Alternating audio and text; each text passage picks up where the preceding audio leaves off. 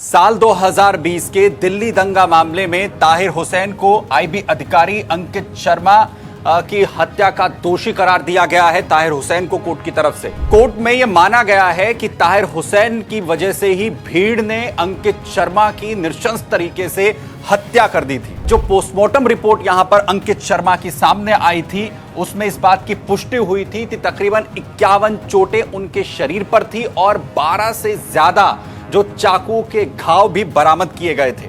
Court ने यह माना है कि धार्मिक आधार पर जिस भीड़ को ताहिर हुसैन की तरफ से भड़काया गया उसने ही नृशंस तरीके से अंकित शर्मा की हत्या की। नमस्कार, अमरोजावाला.com देख रहे हैं आप। आपके साथ मैं हूं सुमित चौधरी। साल 2020 के दिल्ली दंगा मामले को लेकर आज कोर्ट में अहम फैसला जो है वो सुनाया गया है। दरअसल कोर्ट ने अंकित शर्मा की हत्या के लिए दोषी करार दिया है ताहिर हुसैन को।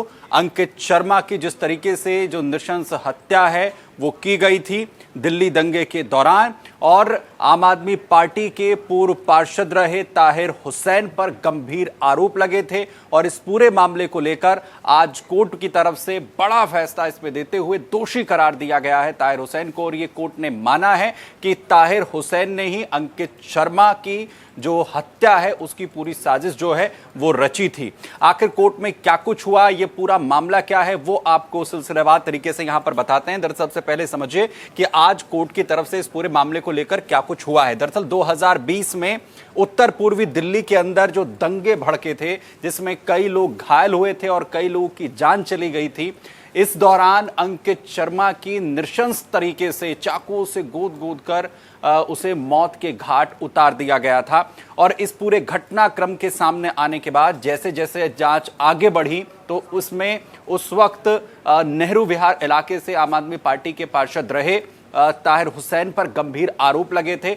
आम आदमी पार्टी ने उस दौरान ताहिर हुसैन को जब गंभीर आरोप और गंभीर सवाल ताहिर हुसैन के खिलाफ खड़े हुए थे तो ताहिर हुसैन को सस्पेंड कर दिया था। वहीं आईबी के अधिकारी थे अंकित शर्मा, जो अपने घर पर मौजूद थे। जो जानकारियां सामने आई, जो परिवार की तरफ से शिकायत दर्ज करवाई गई थी, अंकित अपने घर पहुंचे थे लेकिन उसके बाद वो अपने घर से बाहर निकले जब दिल्ली के अंदर 2020 में ये दंगे की आग फैली थी, और उसके बाद वो कभी वापस घर लौटकर नहीं आ सके। तो आपराधिक साजिश रचने को लेकर ताहिर हुसैन को अंकित शर्मा की हत्या के लिए दोषी करार दिया गया है। आपको बताएं कि ताहिर समेत इसमें 11 जो आरोपी हैं इससे पहले बनाए गए थे। कड़कड़डुमा कोर्ट के जो एडिशनल सेशंस जज हैं प्रवीण कुमार, उनकी तरफ से आज दोषी करार दिया गया ताहिर को। इस हाई प्रोफाइल मामले पर फैसला सुनाया उन्होंने और दोषी ठहराया। ताहिर हुसैन के साथ 11 आरोपी इसमें शामिल थे जिनके खिलाफ भी कोर्ट ने मार्च 2023 में ही दंगा भड़काने, धार्मिक विद्वेष फैलाने जैसी संगीन धाराओं में जो आरोप हैं वो तय कर दिए थे। और अब आखिरकार दिल्ली की कड़कड़डुमा कोर्ट की तरफ से ताहिर को ही अंकित की हत्या का दोषी यहां पर माना गया है। पूरा मामला आप समझिए कि आखिर कैसे आईबी के अधिकारी रहे अंकित शर्मा को नृशंस तरीके से मौत के घाट उतारा गया था। 2020 में कैसे ये जो दंगे की आग है उत्तर पूर्वी दिल्ली के अंदर फैली थी। फरवरी 2020 में उत्तर पूर्वी दिल्ली में सांप्रदायिक जो दंगे हैं वो भड़के, इसी की चपेट में आ गए थे आईबी अधिकारी अंकित शर्मा। वो उस दौरान लापता हो गए थे।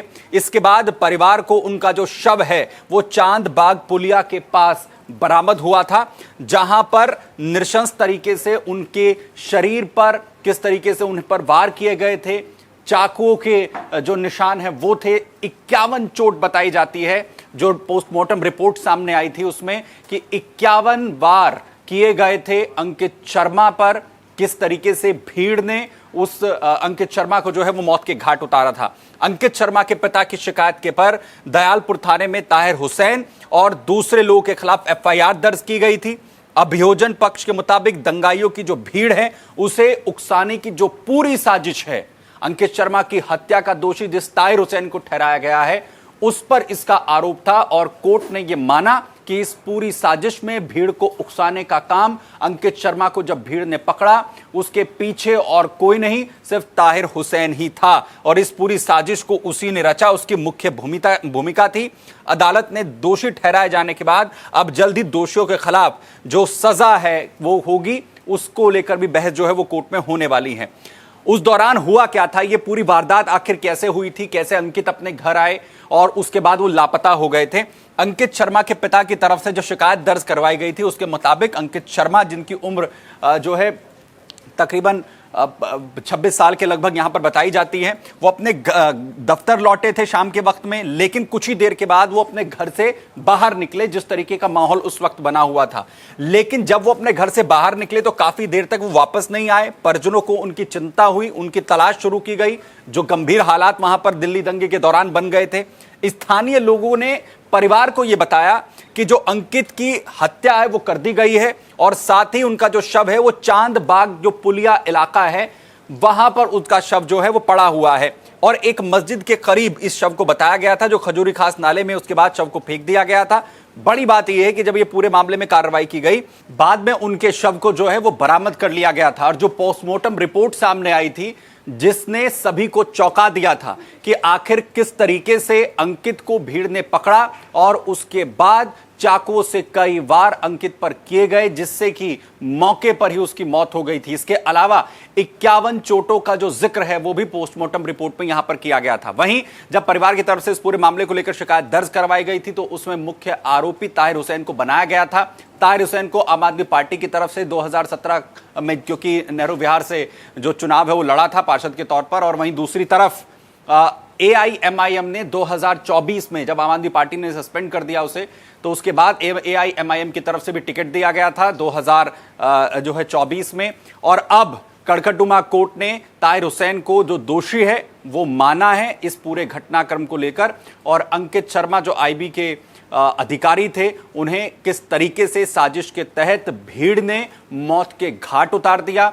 आपको बताएं कि 2020 के दिल्ली दंगे के दौरान 50 से ज्यादा लोग, जो आधिकारिक आंकड़ा है उसमें 50 से ज्यादा लोग जो हैं उनकी मौत हो गई थी। 200 के करीब लोग इस दंगे के शिकार हुए थे और इसके बाद अलग अलग जो मामले हैं वो इसमें दर्ज हुए और साथ ही साथ ताहिर हुसैन पर गंभीर सवाल खड़े हुए थे इस पूरी साजिश को, भीड़ को धार्मिक जो है आधार पर भड़काने को लेकर, और इसी की वजह से ये पूरी आग फैली थी। और आज कोर्ट ने इस पूरे मामले को लेकर बड़ा फैसला सुनाते हुए ताहिर हुसैन को दोषी करार दिया है और अब बहस जो है वो सजा को लेकर ताहिर हुसैन की जाएगी। और इसके अलावा जो 11 आरोपी बनाए गए हैं उनके खिलाफ, क्योंकि 2023 में ही जो आरोप हैं वो तय कर दिए गए थे, इनके खिलाफ अब बहस जो है वो सजा को लेकर होगी और कोर्ट की तरफ से अहम फैसला जो सजा को लेकर भी जल्द सुनाया जाएगा।